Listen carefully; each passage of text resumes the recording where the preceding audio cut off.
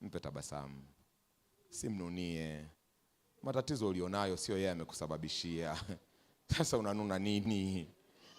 Mwambie jirani, o jirani, naomba nikukumbushe. Baba, tunalifungua neno lako, sema nasi, tuko tayari kusikia.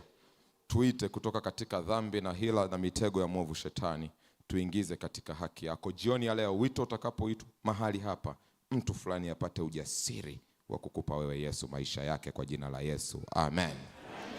Naomba nianze kwa kukukumbusha kwamba kinachomfanya mwanadamu kuwa hai ni mavumbi ya ardhi na pumzi ya Mungu.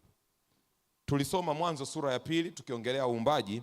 Mwanzo sura ya 2 fungu la 7, Bwana Mungu akamfanya mtu kwa mavumbi ya ardhi, akampulizia puani pumzi ya uhai, mtu akawa nafsi hai. Kwa hiyo ili mtu tuseme yuko hai ni mchanganyiko wa vitu viwili. Namba 1, mavumbi ya ardhi. Namba 2, pumzi ya Mungu. Mtu akiwa na hivi vitu viwili anakuwa mtu hai. Walionielewa waseme amina. Na thamani yote ya mwanadamu, wapendwa, iko kwenye pumzi ya Mungu ambayo ameiweka ndani yake. Ndio maana ile siku nikiongelea wababe waliojaribu na kushindwa, nikakwambia ya kwamba si lazima uwaheshimu watu kwa vile walivyo navyo au wasivyo navyo. Si lazima uwaheshimu kwa vyeo vyao. Ukishindwa kumheshimu mtu kwa chochote kile, mheshimu kwa pumzi ya Mungu iliyomo ndani yake. Hicho ndicho kinachonifanya mimi kuwa na thamani. Na ili uelewe hilo, tazama fungu la Mhubiri sura ya 9 fungu la 4. Biblia inasema kwa kuwa liko tumaini, kwa kuwa liko tumaini, kwa kuwa liko tumaini, kwa kuwa liko tumaini, kwa kuwa liko tumaini kwa yule aliyeambatana na wote walio hai. Maana ni afadhali mbwa aliye hai kuliko simba aliyekufa. Nyie, hivi mnajua tofauti kati ya mbwa na simba? Unaambiwa ni afadhali mbwa aliye hai kuliko simba aliyefanya nini? Huku watu wa Njombe hamwezi mkaelewa mambo ya simba. Tarehe 28 mwezi wa 2, miaka mingi sana iliyopita, nilioa mke. Tarehe 28 mwezi wa 2, Singo alikuwepo, Magomere ulikuwepo. Alikuwepo siku ninafunga ndoa. Miaka ni mingi imepita, lakini nilioa mke. Tarehe 28 mwezi wa ngapi jamani? Kuna mtu anajiuliza, pasa mbona usimalizie mwaka tu, hayakuhusu. Lakini mimi nilioa. Na baada ya kufunga ndoa, katika moja ya sehemu tulizoenda kwa honeymoon na mke wangu ilikuwa ni Serengeti. Kule Serengeti kuna hoteli moja ya kitalii, imeweka camp pale, kwamba kama unataka sana kuconnect na nature, unataka sana kuconnect na uumbaji wa Mungu, toka mjini nenda ukakae Serengeti unapumzika. By the way, Singo, kuna rafiki yetu mmoja amenipigia simu ananiambia na yeye ana hoteli pale Serengeti. Anasema baada ya Njombe Net Event kazi kubwa, twende tukapumzike. Usiseme sikukwambia, hata yeye amesikia nimekwambia. Lakini baada ya hii story sijui kama utaenda. Maana sasa tumeenda na mke wangu Serengeti. Tumeingia Serengeti. Pale ndani ni katikati ya mbuga ya wanyama. Tunalala kwenye hema. Mke wangu kwa kweli hakuwa comfortable, maana hayo sio mambo yake. Yaani anajiuliza, baba, Dubai, Marekani, tuache kwenda kote huko, Maldives, Bali, tunakuja Serengeti kukaa na wanyama honeymoon. Mimi ni mtu wa nature, napenda vitu vya asili. Namwambia, mama, hapa ndio tunauona ukuu wa Mungu. Tunasikia ndege wanaimba. Sasa ni mke, tena mke mtii, tena ni mke wa mchungaji. Akaja na mimi, tumekaa pale mchana, ikaingia gari fulani ya watalii, wakashuka wazungu wawili, na wenyewe ni kama mme na mke au ni mtu wako kwenye mahusiano, sina uhakika, sikuwauliza. Yule mwanaume akaja ile sehemu ya chakula, akaniambia mimi ninaitwa fulani, akataja jina lake, halafu akaniambia I'm a man, I'm an American man. Yaani ananiambia, ananitangazia mimi eti kwamba yeye ni mwanaume, tena ni mwanaume wa Kiamerika. Nikamwambia Mungu akubariki sana. Akaniuliza, unatamani kuona mnyama gani hapa? Nikaanza kutaja, natamani kuona twiga. Akasema safi sana. Nyati, safi sana. Nikamwambia rhino ni nini? Kifaru. Akasema safi sana. Tembo. Akasema safi. Nikasema simba. Akaniambia mimi hata nisipowaona wengine wote, nikamuona simba peke yake inatosha. Hilo tukakubaliana, maana hata mimi simba natamani kumuona. Akaendelea tena hatua ya pili, akaniambia I'm a man, I'm an American man. Mimi ni mwanaume, tena mwanaume wa Kimarekani. Nimenuia sitaondoka Serengeti bila kushika simba kwa mikono yangu. Mimi huwa nina allergy na wajinga. Nikajua huyu na mimi hatuendani. Hatuna undugu. Umekuja hapa kushika simba. Bahati nzuri wale tour guide, wale wanaotutembeza, yule tour guide wake alipomsikia akasema huyu mjinga atakaa hapa na ataondoka bila kuona simba. Maana kama ajenda yake ni kushika simba, sitampeleka mahali simba walipo. Tukalala, asubuhi tukaamka, wakaingia kwenye gari yao, tukaingia kwenye gari yetu, tukakata mitaa ya Serengeti. Tuliporudi jioni, jamaa akaniuliza, "Oya, mumeona nini?" Sasa kwa sababu najua interest yake ni kuona simba, nikamwambia tumeona simba. Akasema kweli? Nikamwambia kweli. Picha nikamuonyesha. Akasema sisi bwana, bahati mbaya hatujaona simba, lakini mimi ni mwanaume wa Kimarekani, nimenuia sitaondoka Serengeti. Siwezi nikaingia kwenye jango la Afrika niondoke sijashika simba. Nikasema huyu mpumbavu huyu. Na nikawa najiuliza, yule tour guide wake amesikia ili aendelee kumkwepesha. Tukalala, tukaamka siku ya pili, tukajiandaa mimi na mke wangu. Kumbuka tuko honeymoon, kwenye gari yetu, mzungu na mke wake kwenye gari yao. Wakakata mitaa, tukakata mitaa. Jioni tulipokutana, mwamba naona ameanza kubadilika sura, ameanza kuwa mwekundu. Ananiuliza, "Oya, mumeona nini?" Nikamwambia leo hatujakutana na simba tu, tumekutana na simba dume na simba jike. Akaanza kukasirika, akasema mimi tour guide wangu ni useless. Ninaona tu pundamilia, swala, mimi nataka simba. Mimi ni mwanaume wa Kimarekani, sitaondoka hapa bila kushika simba. Nikasema anaendelea na ujinga wake. Na akisema hivyo kwa kweli mimi najisikia kukatisha tu. Hata uinjilisti sijisikii kuendelea nao tena. Maana mshika simba si siku zake zimehesabiwa huyu. Basi akaniambia, sasa nakuomba, kwa kuwa tour guide wenu ni mtaalamu, anajua simba walipo, na nyie mko wawili tu kwenye gari, na kuomba kesho mimi na mwenzangu tuingie kwenye gari lenu ili angalau. Nikamwambia, sasa sikiliza, bado siku unazo, usiwe na haraka. Hebu tujitahidi kesho tuone, labda yatabahatisha. Halafu vinginevyo tutaongea jioni. Tukaenda siku ya tatu. Wapendwa, tumerudi jioni, mzungu ameshakuwa mwekundu, anatoa matusi, hana furaha, anasema mimi huyu tour guide ni useless, simtaki, nataka tour guide mwingine. Akaniambia, sasa hata niulize, akaniambia usiniambie leo tena umeona simba. Mimi naye namtia makasiriko, namwambia leo sijaona simba, nimeona baba simba, nimeona mama simba, nimeona watoto simba, simba kila mahali simba. Namuonyesha picha, jamaa akakasirika, amenuna, akasema mimi ni mwanaume, ninataka nishike simba. Yule tour guide wake anasema akiendelea na ujinga ataondoka hajashika simba. Tukalala usiku. Tukiwa tumelala usiku kwenye mahema, wapendwa, nikasikia muungurumo wa kitu. Unajua kwenye maisha haya kuna vitu unavisikilizia masikioni na kuna vingine unavisikilizia tumboni. Hiki nilikisikilizia tumboni, simba ameunguruma. Nikatulia, nikashtuka, nikatulia. Sasa si ndio mume, tena mume mpya hapa, natakiwa ni mama hakika kwamba yuko na mwanaume ndani. Nikatulia. Baada ya dakika chache nikasikiliza muungurumo mkali kuliko ule wa kwanza.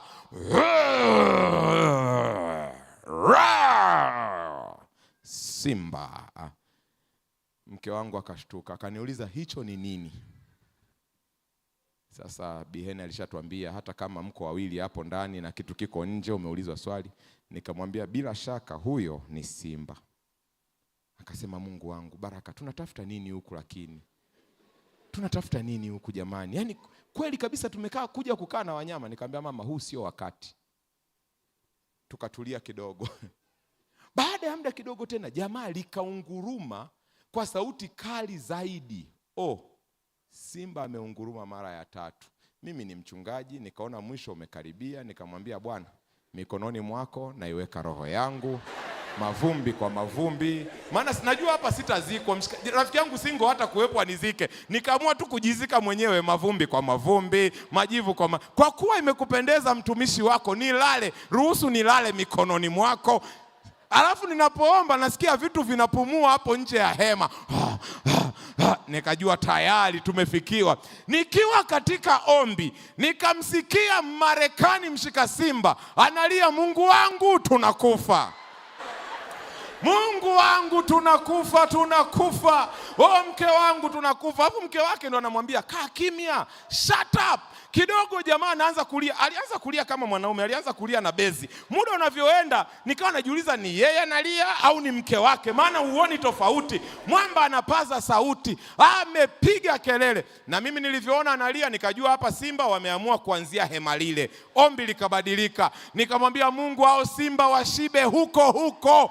Wale washibe, wakifika hapa wasiwe na njaa. Mimi na Daniel tuwe kwenye ligi moja. Hata hivyo Mungu, nina utume kwa ajili yako. Njombe Net Event sijafanya. Simba wale huyo mtu na mke wake.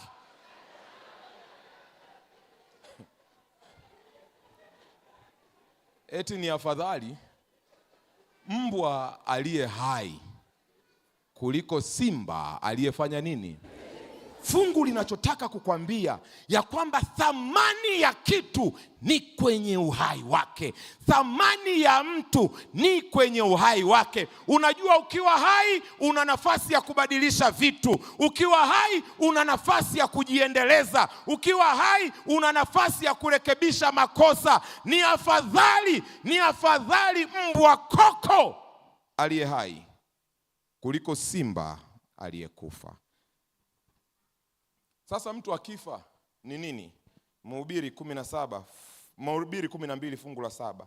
Nayo mavumbi kuirudia nchi. Yaani mtu akifa, mavumbi, huu mwili unarudia nchi kama alivyokuwa. Nayo roho humrudia aliyeitoa. Na Biblia inaposema roho humrudia aliyeitoa, roho sio kitu fulani ambacho kinapelekwa mbinguni. Ukitaka kujua roho ni nini, soma Ayubu sura ya 27 na fungu la 3. Biblia inasema, kwa kuwa uhai wangu ukali mzima ndani yangu, na roho ya Mungu i katika pua yangu. Anaposema roho humrudia muumba, anasema pumzi inatoka kwenye pua yako inamrudia muumba. Walionielewa waseme amina. Wazo hilo la roho kuwa pumzi linakubaliana na Zaburi 146 fungu la 3 na la 4. Msiwatumainie wakuu wala binadamu ambaye hakuna wokovu kwake. Sikiliza fungu la 4 la Zaburi 146. Pumzi yake mwanadamu hutoka, hurudia udongo wake, siku hiyo mawazo yake yanapotea. Kwa hiyo kufa ni pumzi kutoka na kumrudia muumba, na udongo ambao ni mwili kurudia mavumbi. Walionielewa waseme amina. Naomba nikukumbushe ya kwamba kifo ni halisi. Na by the way, pumzi inapotoka unabaki tu ni udongo tu. Rafiki yangu mmoja, this was a good friend of ours, single, jamaa yetu kabisa, mtu wa maana, mtu mzuri sana, alifia nje ya nchi. Tukaenda airport kupokea mwili wake kwenye jeneza. Na pale juu ya jeneza nilisoma maneno ambayo yalinitafakarisha sana. Juu ya jeneza maneno yalikuwa yameandikwa, human remains, cargo has no value. Kwamba kilichomo humu ndani ni mabaki tu ya mwanadamu. Pumzi imeshatoka, na kwa sababu pumzi imetoka, mzigo huu hauna thamani yoyote. Thamani ya mwanadamu iko kwenye pumzi ya Mungu iliyomo ndani yako. Naomba nikukumbushe kwamba kifo ni halisi. Biblia iko wazi. Katika Mwanzo 2:17 Mungu alimwambia Adam, utakapokula tunda hakika utakufa. Mhubiri sura ya 3 fungu la 2, kuna wakati wa kuzaliwa na kuna wakati wa kufa. Mhubiri sura ya 9 fungu la 5, maana walio hai wanajua ya kwamba watafanya nini jamani? Watakufa. Kifo ni halisi, na jioni ya leo nimesimama hapa kukukumbusha ya kwamba kifo sio nadharia, kifo sio falsafa, kifo ni halisi. Walionielewa waseme amina.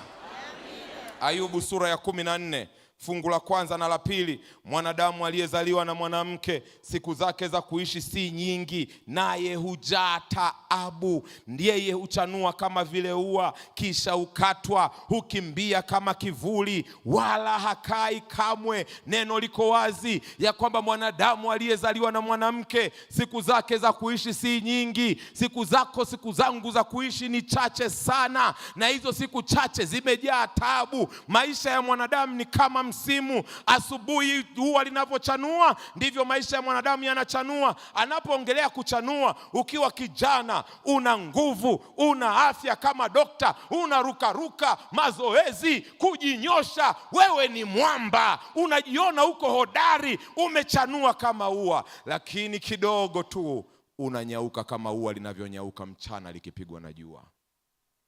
Ndiyo maisha yetu. Na kuna watu hapa wamenyauka na hawajui kwamba wamenyauka. Huko hapa. Halo. Nilikuwa namchunga mama mmoja. Huyu mama anajipenda. Mnawajua wale wa mama wanaojipenda. Sasa ni mama alafu ni mbibi, mtu mzima, lakini anajipenda. Muda wote amevaa tu high heels tu. Yuko tu hapa, anapambana tu. Amepiga magauni yake, amemachisha na mkoba, amemachisha na viatu. Lakini jamani, amenyauka. Na ukweli ni kwamba amefanya nini? Siku moja nikamwangalia, nikamhurumia, huyu mama mbona anajitesa? Akaniambia, we pastor usinione hivi. Akaniambia, pastor, enzi zangu nilikuwa mrembo mimi pastor, nilikuwa piskali. Na mimi namwangalia piskali, maana unajua Waha wana msemo kwamba ukimwona mama yako amezeeka unaweza ukasema baba hakujua kuchagua. Kumbe ni mwanadamu tu amenyauka jamani. Akaniambia, pastor, huamini nilikuwa mrembo? Akafungua pochi yake, akanitolea kapicha hivi ka black and white. Nikaangalia picha, kwa kweli kwenye picha binti aliyeko ni mrembo. Nikiangalia picha ninaona mrembo, nikimwangalia anayenionyesha picha hamna uhusiano, kwa sababu mwanadamu aliyezaliwa na mwanamke siku zake za kuishi si nyingi, nazo zimejaa taabu. Yeye huchanua kama ua, kisha unyauka, hukimbia kama kivuli, wala hakai kamwe, kwa sababu kifo ni halisi. Fungu la 5 la Ayubu sura ya 14, Biblia inasema, kwa kuwa siku zake zimeamriwa, hesabu ya miezi yake unayo wewe, nawe umemwekea mipaka yake asiyoweza kuipita. Ayubu anasema kila mmoja wetu katika dunia hii ya dhambi kuna kampaka kamechorwa. Kama Yesu atachelewa kurudi, ukikafikia hako kampaka utakufa. Kila mwanadamu ana mpaka asiyoweza kuuvuka. Shida ya Waafrika ni kwamba hatuamini kwamba watu wanakufa hivi hivi. Kwa hiyo Afrika mtu akifa lazima kuna mkono wa mtu. Halo? Na wengine hata ni Wakristo, wacha Mungu, kwenye net event wapo, meza ya Bwana wanakula, akifiwa tu na ndugu tayari mama alirogwa, mama jirani walikuwa wamtazami vizuri. Sikiliza, ukiona mtu amelala usingizi wa mauti, ameufikia mpaka. Dada yetu Anita Irigo ambaye leo amelazwa kwenye mavumbi ya ardhi akiwa hapa Njombe anafanya kazi ya injili, aliufikia mpaka wake, na huo mpaka asingeweza kuuvuka. Usidanganyike ukifiwa, ndugu yenu ameuawa, ndugu yenu amefanya nini. Ndugu yako akifa, iwe ni kwa ajali, iwe ni kwa majangili, kwa namna yoyote ile, Biblia inasema huyo mtu hiyo siku alikuwa amefikia mpaka wake. Nilikuwa nafanya makambi mahali fulani, sitapataja hapa nchini. Tukasikia kwamba jirani pale kuna msiba. Kwa baada ya mahubiri jioni tukaenda kwenye msiba pale jirani. Tumefika pale tukakuta vurumai la milele. Dr. Magomero, unajua vurumai la milele? Vurumai Pro Max. Watu matusi yanaruka tu, yanatoka kushoto yanaenda kulia. Wewe si wa mama, si wa baba. Sasa mimi nimesomea uchungaji. Ninachojua ni mafungu ya Biblia. Mambo ya kumfu, mambo ya ugomvi siyawezi. Kwa hiyo nikamwambia wazee wa kanisa, nendeni mkaangalia huko hali imekaaje. Mambo yakiwa shwari mtakuja kuniambia. Palipopoa nikaitwa msoma mafungu. Sasa maana mimi mambo ya ugomvi si mambo yangu. Kufika pale sasa tunauliza jamani, shida ilikuwa nini? Wanasema yani mama yetu amefariki, halafu baba yetu mdogo asivyokuwa na aibu, yani amemloga mpaka amemuua mama bila aibu, anakuja kwenye msiba, asingeweza kukaa hapa. Wanawaka watoto mtu, na watoto mtu kiwatazama ni watu wazima. Najiuliza mama yao alikuwa na umri gani? Nawauliza jamani, mama alizaliwa mwaka gani? Wanaponiambia mwaka ambao mama yao amezaliwa, nikipiga hesabu mama amekufa akiwa na miaka 92.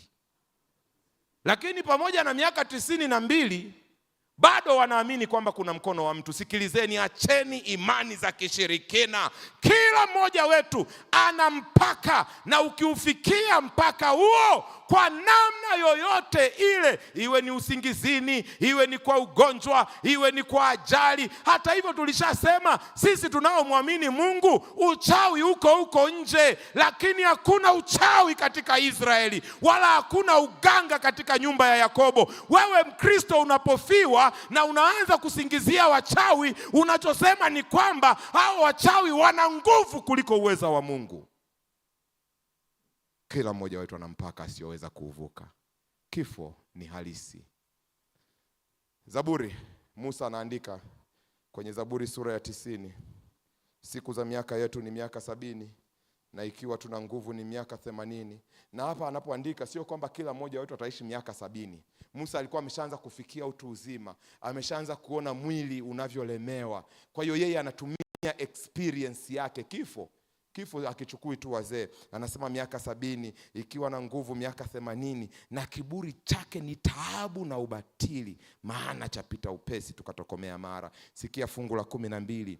Basi kwa kuwa kifo ni halisi tufanye nini? Zaburi sura ya 90 fungu la 12, Musa anatuambia kwa kuwa kifo ni halisi na mpaka umechorwa dawa, basi utujulishe kuzihesabu siku zetu, tujipatie moyo wa hekima.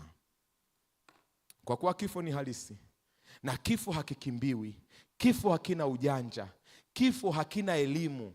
Wewe cha kufanya, muombe Mungu akufundishe kujua namna ya kuzihesabu siku zako, ili hizo siku ulitimize kusudi la Mungu katika dunia hii, na zamu yako ikifika ulale ukiwa umefanya yale yote Mungu aliyokusudia ufanye. Kama umenielewa sema amina. Amina.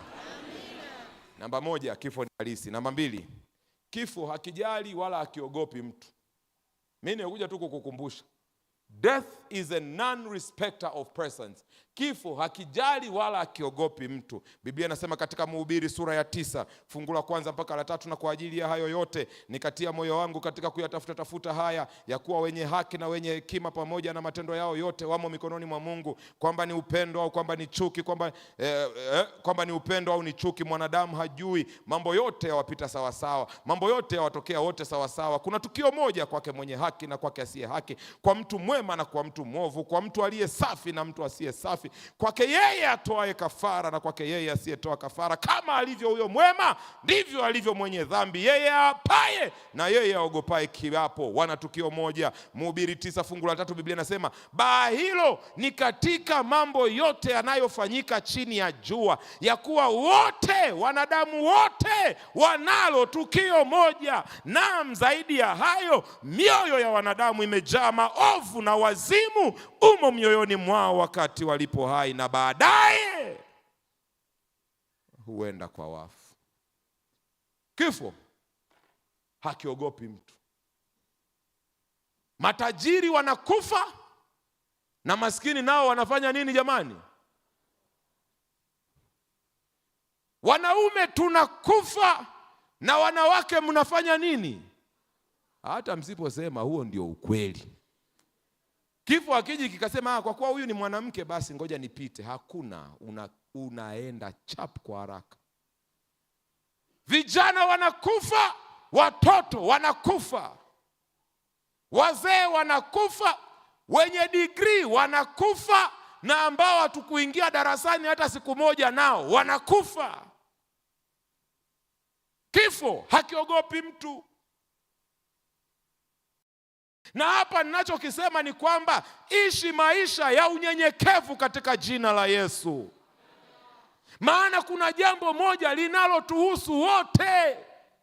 Kuna watu hapa tukibarikiwa kidogo tu hapa na wengine mnaniangalia kwenye kituo, kwa sababu umebarikiwa kidogo tu umeshapandisha mabega, umepanda bei, husalimiani na watu, unajiona wewe ni bora, wengine wote wako chini, wako nyuma. Ngoja nikwambie, kwenye kifo wewe uliyefanikiwa unakufa, na sisi ambao hatujafanikiwa tunakufa. Death is a non-respecter of persons. Kifo hakiogopi mtu. Acha kiburi. Ondoa majivuno. Wewe ni nani wewe? Wewe ni mtu wa muda kitambo tu, kisha unaondoka. Tusha vioo basi kidogo, salimia majirani. Haleluya. Nenda kwenye misiba, shiriki kwenye mambo ya kijamii. Wenzako wamejifungua katoto, nenda kawapongeze. Na kuna watu wana kiburi cha uzima kwa sababu wanakuja kanisani wanadhani kwamba wao wako exempted, hawatakufa. Ondoa kiburi cha uzima. Wakristo wanakufa, na wasiomwamini Mungu nao wanafanya nini jamani? Wanakufa. Kwenye kifo mstari ni sawa. Halafu hapo fungu la 3 limesema moyo wa mwanadamu unakuwa na wazimu akiwa hai. Yaani badala ya kutumia uhai wako kumtukuza Mungu na kulitimiza kusudi la Mungu, unatumia uhai wako kufanya wenda wazimu. Ngeukie jirani yako, mtazame hivi, mwambie wewe jirani, wewe una wazimu wewe? Usimwangalie sana, mgeukie jirani mwingine, huyo atakupiga kofi. Huyo sio mwema sana. Mgeukie, mwambie jirani, o jirani, hivi una wazimu wewe? Kuna mama mmoja amemwambia mume wake, hivi una wazimu wewe? Wewe mama wewe, shauri lako. Badala ya kutumia uhai kuyatimiza makusudi ya Mungu, unatumia uhai ambao Mungu amekupatia kufanya wenda wazimu. Unajifanya chizi, na amina kwa huyo mtoto aliyeelewa, maana nyie watu wazima hamjaelewa. Unajifanya chizi. Wenzako wanaenda kanisani, wewe unaenda baa. Hivi una wazimu wewe? Wenzako wanaenda kwenye ibada, wewe unaenda night club. Una wazimu wewe?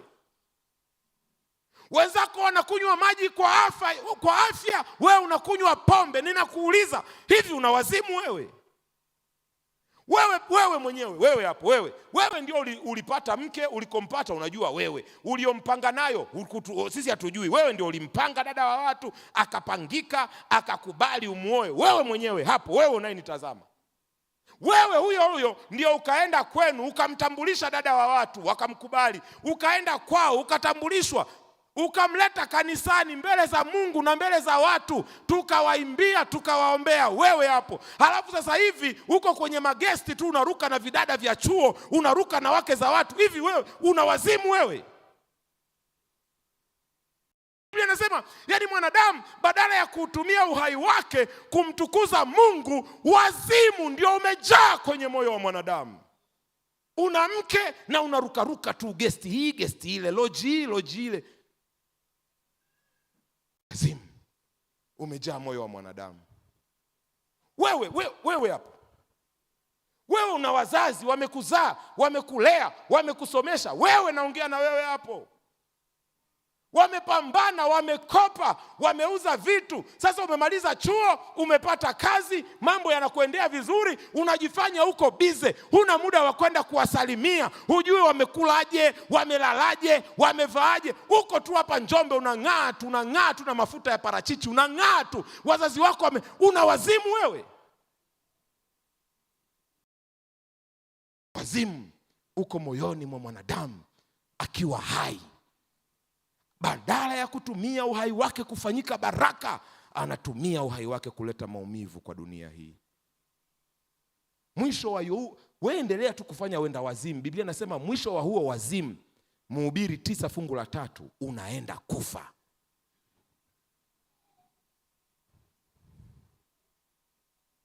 Wewe ndio umebarikiwa na Mungu. Una biashara, una kazi, unapata faida, unalipwa mshahara, na unajua badala ya kurudisha zaka na utoe sadaka, unakula vyote. Hivi wewe ni mzima kweli wewe? Wewe ni mzima wewe?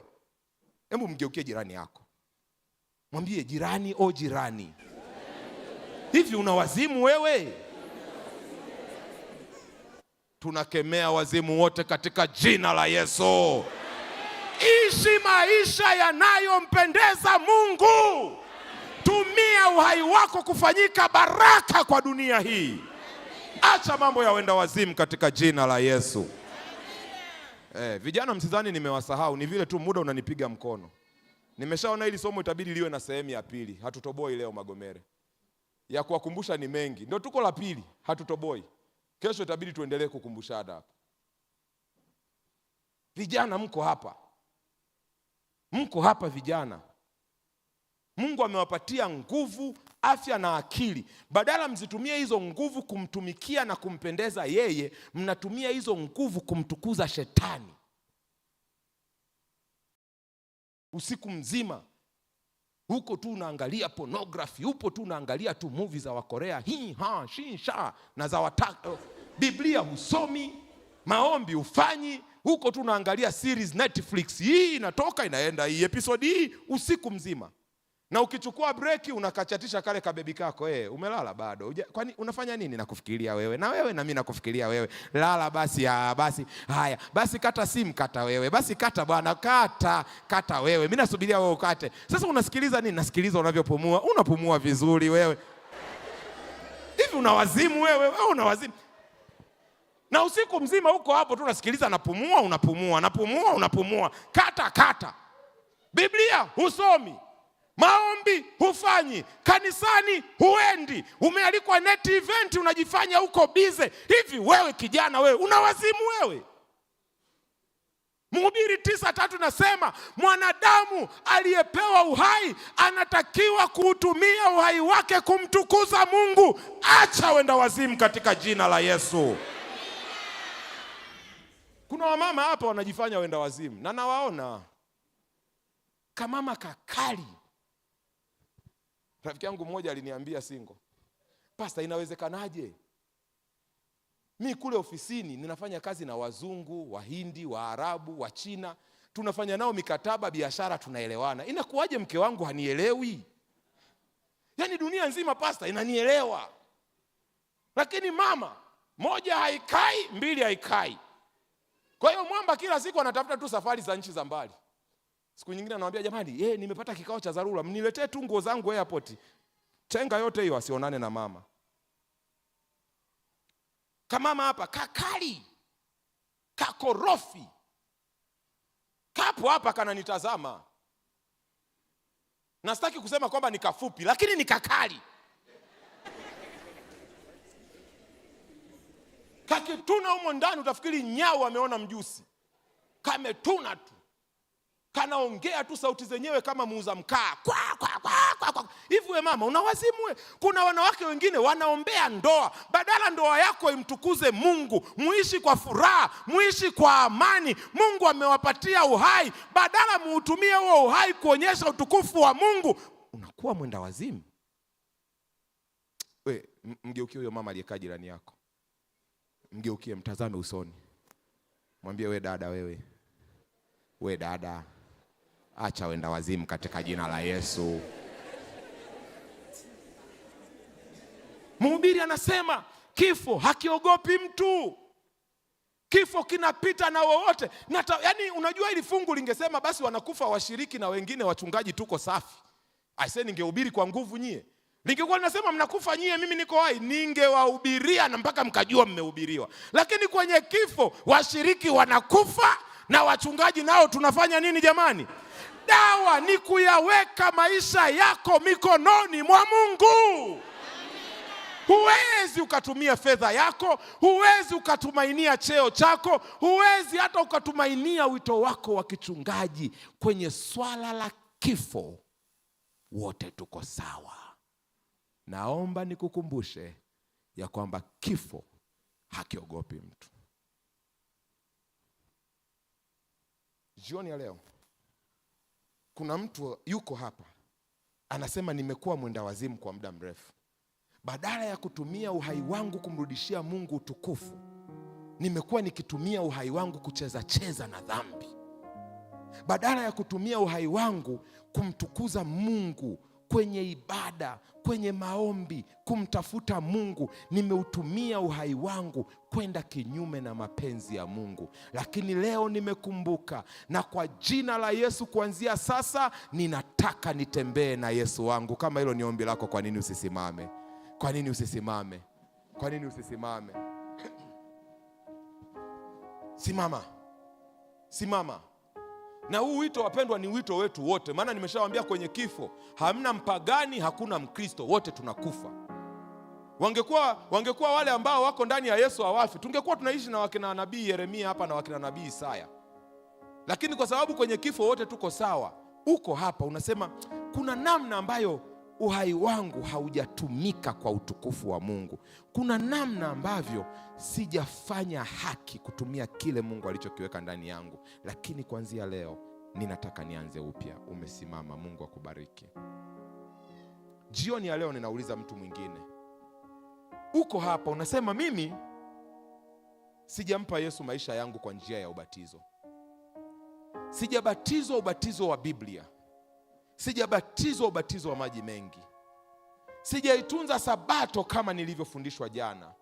Amri 10 za Mungu nimezikanyaga na kutembea katika njia zangu na mapenzi yangu. Lakini leo kwa neema ya Mungu niko tayari kumpa Yesu maisha yangu, ili hata kama mwisho wangu ni leo, hata kama ninakufa leo, niwe nimeyaweka maisha yangu mikononi mwa Mungu. Yupo mtu wa namna hiyo? Kama yupo, kwa nini asipunge mkono? Uko hapa unampa Yesu maisha yako. Mungu akubariki pale nyuma. Mungu akubariki sana. Mungu akubariki. Mungu akubariki. Unampa Yesu maisha yako kwa njia ya ubatizo. Mungu akubariki sana. Mungu akubariki. Watu 5,074 wamekwisha mpokea Yesu Kristo, na bado listi itaongezeka kwa utukufu wa Mungu. Haleluya. Watu wanasema tunatoka kwenye wenda wazimu, tunataka maisha yetu yamtukuze Mungu. Mang'ombe, unapoimba Pastor Singo atakuja hapa. Nyie mlioko kule vituoni, anzeni sasa kutoa wito. Iteni watu waje kwa Yesu. Jiungeni na wito huu mpaka tutakapoomba. Baada ya ombi, endeleeni kuongea na watu, endeleeni kuombea watu, endeleeni kuwaita watu kwa Yesu. Pastor Singo karibu. Pastor Singo karibu. Na jioni ya leo usiwe na haraka ya kuondoka. Tumewaambia tutakuwa na sherehe za baraka kila jioni baada ya mikutano. Tutakuwa na maombi hapa yasiyo ya kawaida. Tutaondoa wazimu katika mioyo ya watu. Tutakemea nguvu za pepo wachafu. Tutakutamkia baraka na mafanikio. Kwa hiyo usiwe na haraka ya kuondoka. Lakini wito unaitwa. Na mchungaji Singo sasa anaenda kuita watu waje kwa Yesu. Wachungaji, njoni hapa mbele, njoni hapa mbele. Watu wanasema tunampa Yesu maisha yetu. Tunatoka kwenye njia ya mauti, tunaingia katika njia ya Bwana, tulitimize kusudi la Bwana. Pasa karibu. Wapendwa, tembea. Wale ambao wanampa Yesu maisha yao, wanampa Yesu moyo wao, tembea. Ninaona wanakuja, watu wanakuja. Bwana asifiwe, Bwana asifiwe. Naona mabinti wanakuja, naona vijana wanakuja kule vituoni. Tembea. Yesu anakuita, Yesu anakuita.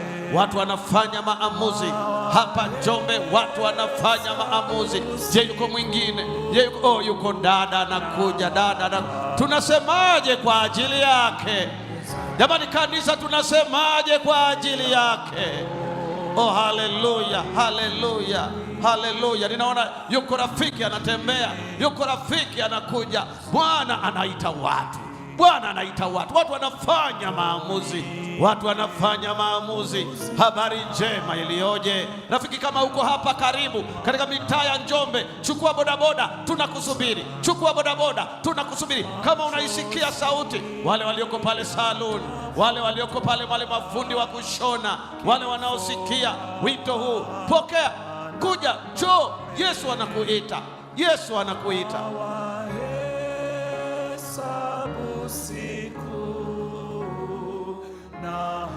Kila mmoja amewekewa mpaka. Nani ajuaye ya kwamba mikutano hii imekuja hapa Njombe kwa ajili yako? Nani ajuaye ya kwamba somo hili la kifo limekuja ili likuandae. Nani ajuae? Nani ajuae? Rafiki, tembea. Ukiona mmoja anaona hofu, mwambie twende kwa Yesu. Mtie moyo. Kifo hapana pale, hawahesabu siku.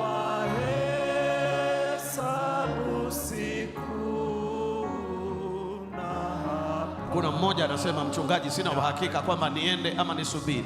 Kuna mmoja anasema, mchungaji, sina hakika. Uhakika utaupata miguuni pa Yesu. Njoo. Hata kama huna hakika, you are not sure of what you are deciding. Huna uhakika wa kile unachokichagua, huna hakika. Hakika unaipata kwa Yesu. Tembea. Hivi karibuni tutaomba na mchungaji Baraka tutamtangazia baraka. Asante sana binti. Yuko mwingine. Kuna mwingine anasema, sina hakika kama nyumbani nitakubaliwa. Asante sana mwinjilisti Negele, asante sana kwa kuleta watu kwa Yesu. Asante sana. Asante sana mama. Asante sana.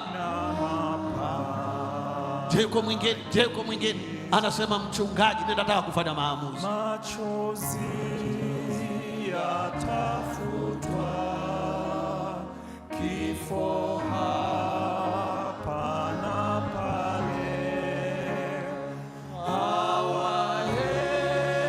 hawahesabu siku na hapa na giza. Baba yetu na Mungu wetu, kutokea katika viunga vya Njombe, neno lako limesikika kwa ufasaha jioni ya leo. Umenena nasi kwa karibu kabisa, kutukumbusha ya kwamba sisi ni mavumbi, na hata kama tujikusanyie mali kiasi gani, hakuna tutakachoondoka nacho. Umetukumbusha ya kwamba mbele ya mauti mstari uko sawia. Umetukumbusha mbele ya mauti hakuna tajiri, hakuna masikini, hakuna msomi wala asiyesoma, hakuna aliyeko mjini wala aliyeko vijijini. Umetukumbusha uhalisia wa maisha. Baba, tufundishe kunyenyekea. Tufundishe kuwa wanyenyekevu. Maisha haya hayadumu. Tufundishe kuheshimu wengine.